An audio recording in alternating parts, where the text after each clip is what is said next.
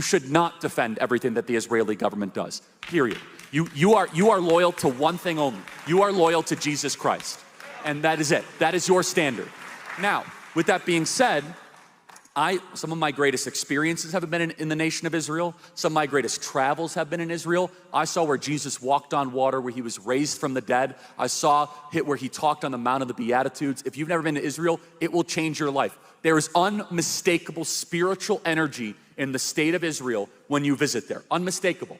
From the Via Dolorosa, from the suffering servant of Christ, to see where Jesus Christ died, where he was crucified. It's amazing, right?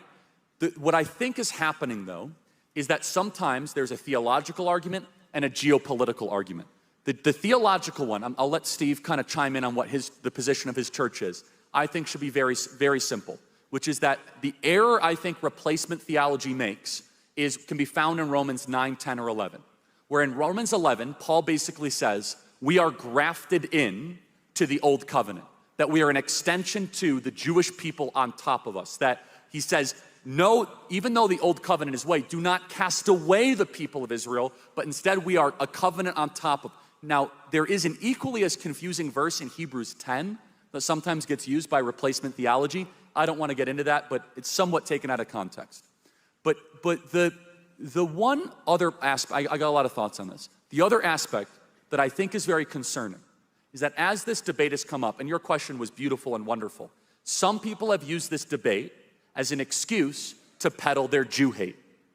And there is a disturbing rise online by some people of people that want to blame the Jews for why they have no money in their bank account and why their car ran out of gas and why they can't make good decisions. Everybody, if you are blaming the Jews for your decisions, you are on a bad self-destructive cycle and you should stop immediately and repent. That is evil and that is dark and that is wrong. You should not do that. But there's a lot of things the Israeli government does that I don't like. I can name them. The Israeli government has really bad abortion policies. The Israeli government has gay pride parades in downtown Tel Aviv. The Israeli government pushed the vaccine on all their people and basically turned Israel into a petri dish for a vaccine that none of us supported.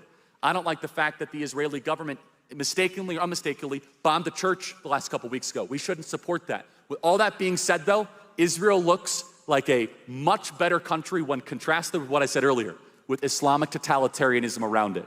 They're not a perfect country. They're not a country that, honestly, we should even talk as much as we do. But we as Christians should pray for the peace of Jerusalem. That is unmistakable. Yep. We as Christians should reject Jew hate. And we as Christians should find unity in one thing that we can all agree on.